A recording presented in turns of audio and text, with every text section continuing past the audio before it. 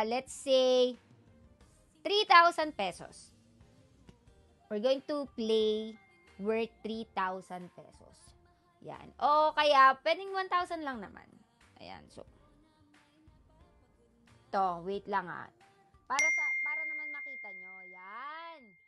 Sorry, mali yung napindot natin. Ito yan, guys. So, click lang natin yung Paymaya na yan. Okay? Teka.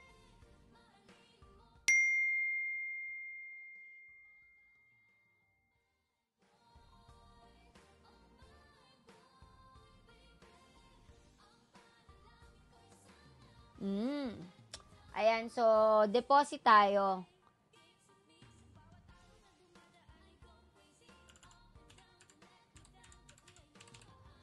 Okay.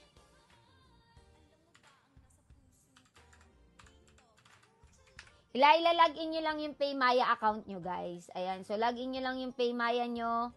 Okay, wait lang.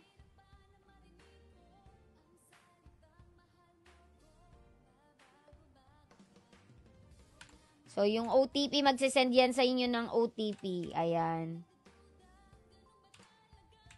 Okay, let's go. Para ma-verify lang.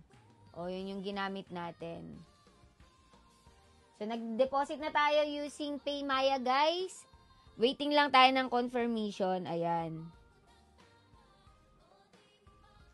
Yan. Login lang natin. 7. Yun. Done na! So, ayan, nakapag ano na tayo,